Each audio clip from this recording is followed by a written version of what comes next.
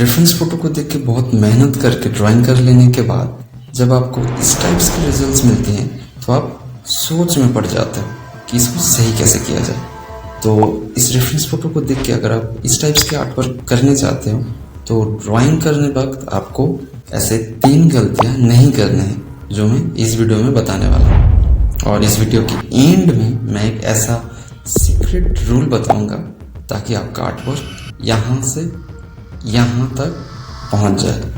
तो पहला जो मिस्टेक आप करते हो कि स्केचबुक को आप ज़मीन पे या मेज़ पे रख के करते हो, जो आपको एकदम से नहीं करना है। यहाँ पे आपके पास ईज़ल है तो अच्छी बात, नहीं है तो ऐसे करके आपको जुगाड़ लगाना है। यहाँ पे मैं कुर्सी के ऊपर ऐसे करके ड्राइंग बुक रखा है और कपड़े के ऊपर ऐसे करके रेफरेंस फोटो और स्केचबुक। तो मेरे पास ईज़ल भी है तो ईज़ल पे मैं दिखा रहा हूँ। तो यहाँ पे ईज़ल पे क्यों करना है?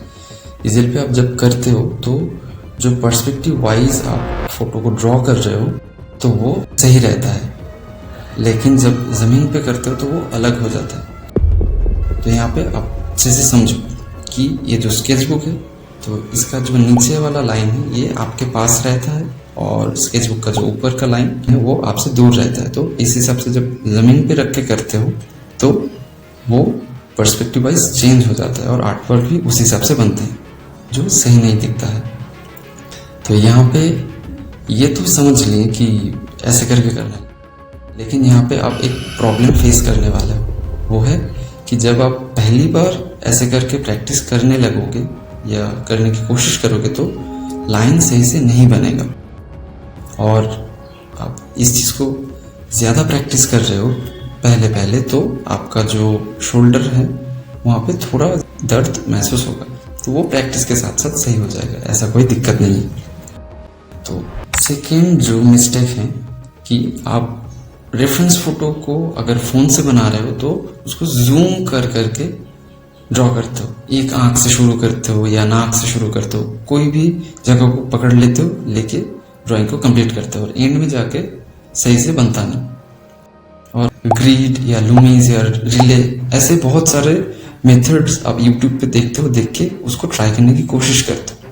हाँ, ये सारे चीज़ें सही है, लेकिन आपको ड्राइंग सही से बनाना है फ्री हैंड पे और ड्राइंग स्किल्स को इम्प्रूव करना है तो आपको ये चीज़ नहीं करनी है।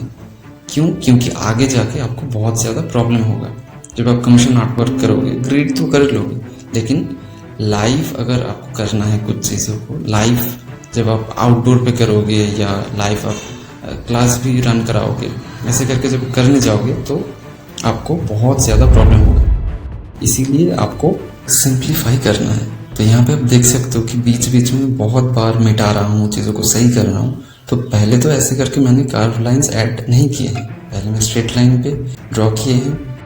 पूरा रेफरेंस फोटो को देख के समझ के सिंप्लीफाइड फॉर्म में करने के बाद मैं धीरे धीरे ऐसे करके चीज़ों को ऐड कर रहा हूँ। तो पोर्ट्रेट को कैसे ड्राइंग करना है इसके ऊपर डिटेल्स में वीडियो है, अगर आपको जानना है तो आप आई बटन पे क्लिक करके देख सकते हो।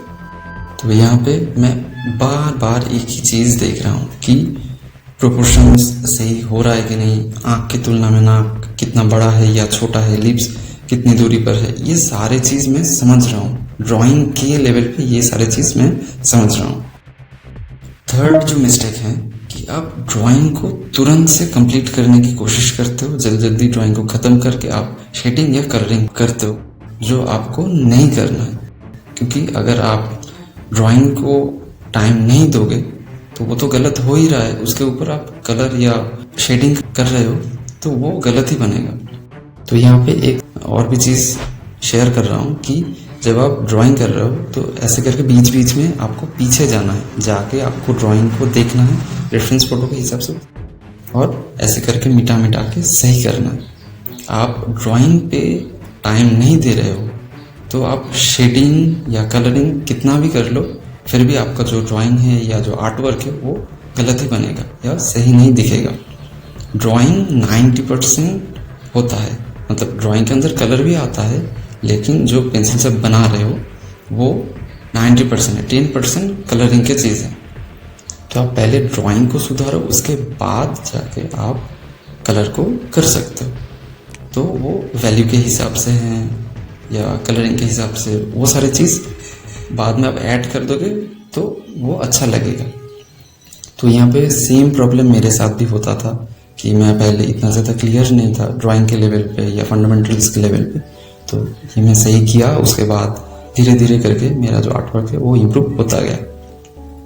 तो यहाँ पे जो सीक्रेट रूल आपको बताने वाला हूँ वो आप अच्छे से समझिएगा कि जब आप ड्राइंग पूरा कंप्लीट कर लेते हो तो एकदम से आपको कलर या शेडिंग इस पे तो नहीं जाना है और इसको अच्छे से देखना है।